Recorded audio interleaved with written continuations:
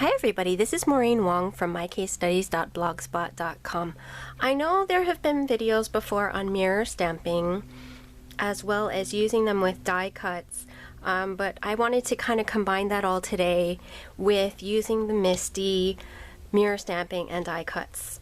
So here you can see this is from MFT, a set called The Whole Herd. This is the goat, and this is the original way that it faces, and I die cut that goat out and then stamped it with my MISTI, and then I die cut this die cut and actually flipped it to the reverse and then stamped on it using the mirror image technique with my MISTI.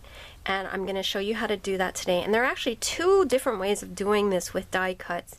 You can either die cut first and then stamp on the die cut, or you can stamp first and then die cut it out, even when you have solid dies like My Favorite Things has.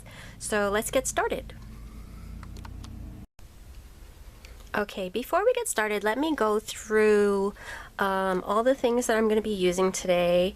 And let's start off with like I said, this is the Whole Herd stamp set. This is the little goat.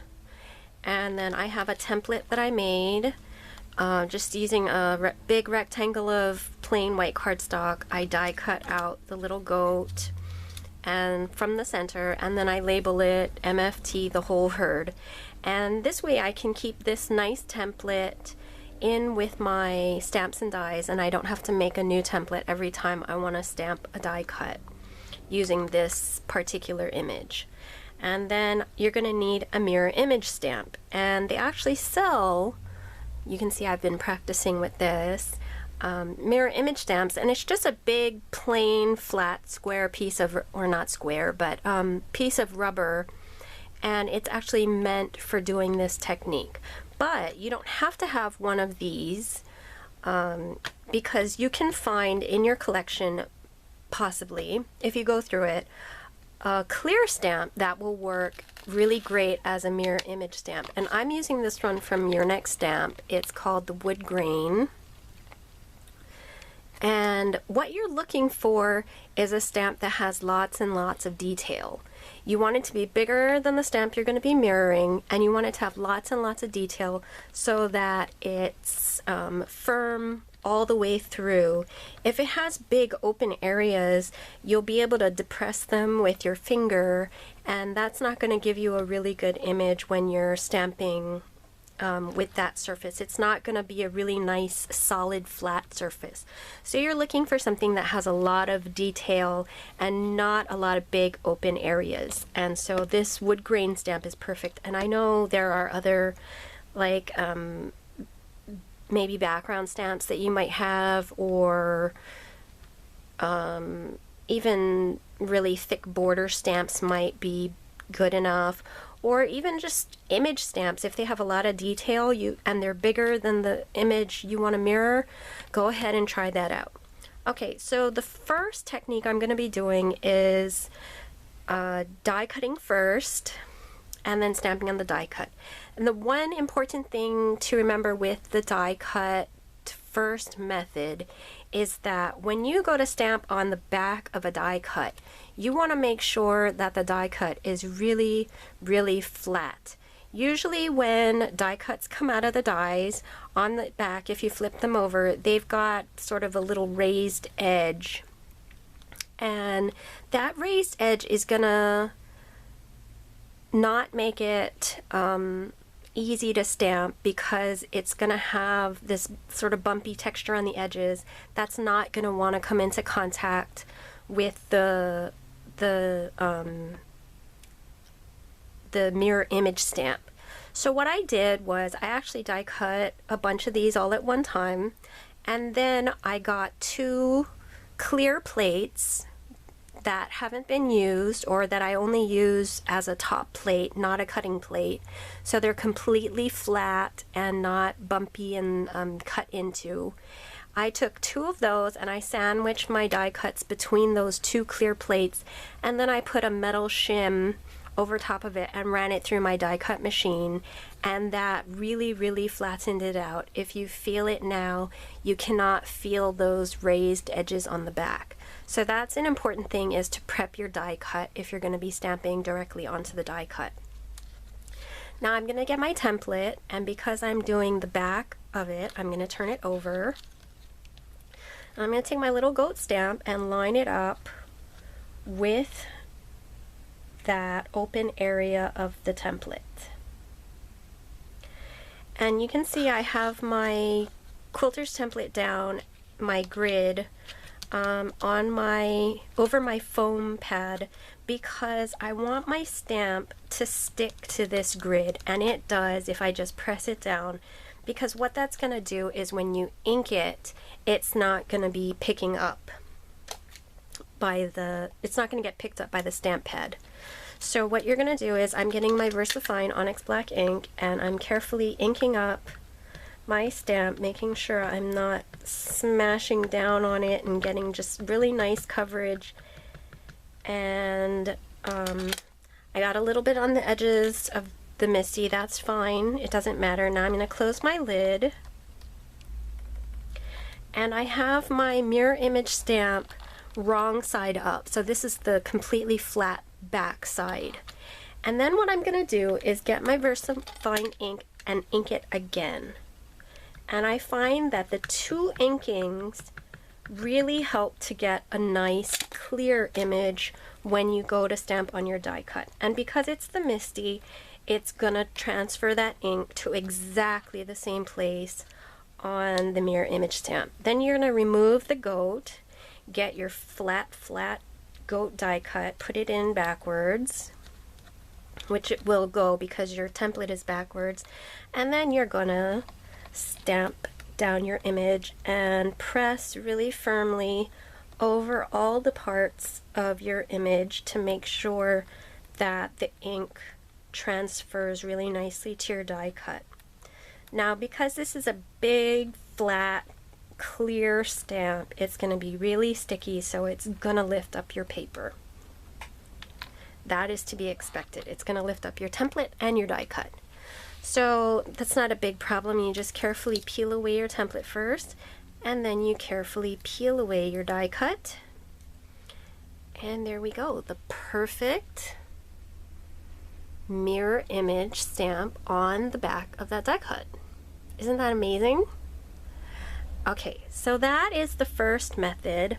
Let me go and clean this off, and I'll get you ready for the second method. Okay, so the second way of doing it, which is stamping first and then die cutting, is practically the same process. What we have is our mirror image stamp, and that is the wrong side up, so it's just the big flat surface facing up. And then I have my little goat stamp on this side, and again I'm going to position my goat, and this time it doesn't really matter where my goat is positioned. I am going to use my template, but I'm not using it right now. I'm going to use it later. So I'm going to position my goat somewhere where I know it's going to, the ink is going to fall onto the mirror image stamp, and I'm going to position that right there and press it down so that it sticks to my quilting grid. Then once again, I'm going to take my VersaFine Onyx Black ink and carefully ink that up. And then I'm going to close the cover and pick up that ink, and once again I'm going to ink it a second time to make sure that we get really nice coverage when we do our stamping. So I'm going to close my cover again, and because it's the MISTI, it's going to pick up the ink in exactly the same spot. Now I'm going to move my goat stamp out of the way, and I just have this plain piece of cardstock. I'm going to put that into the corner and stamp it down. And same thing, you want to put pressure all over the area where the ink is so that you get good ink transfer. Okay, and once again it's going to stick, but don't worry about that. You just carefully peel it up, making sure not to shift it, and there is your perfect mirror image. Okay, so now I want to die cut this out with my die.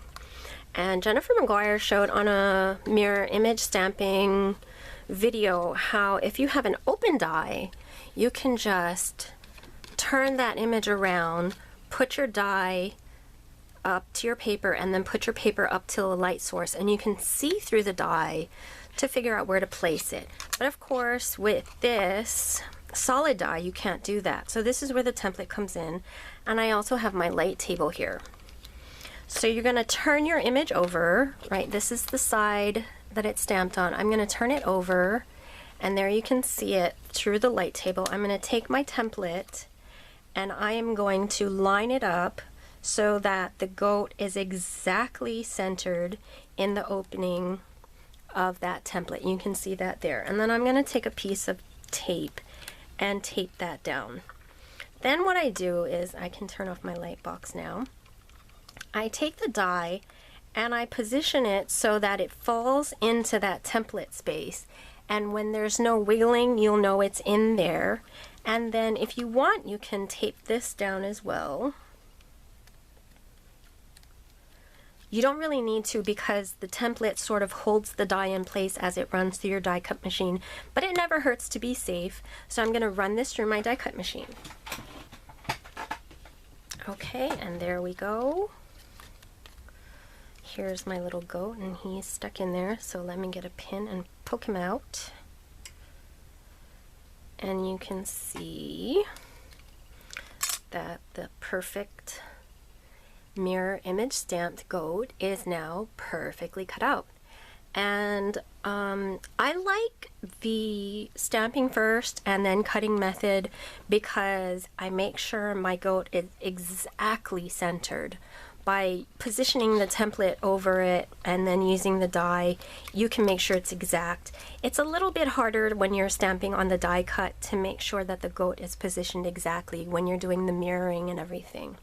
So I like this method better, and then with this method too, you don't have to worry about flattening it.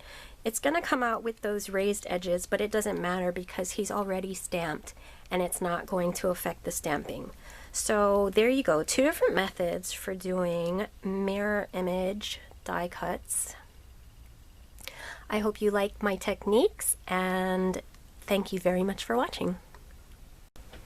Sorry, it's me again. I wanted to tell you a couple of things. First of all, I used my light table, but you don't have to use your light table or light box.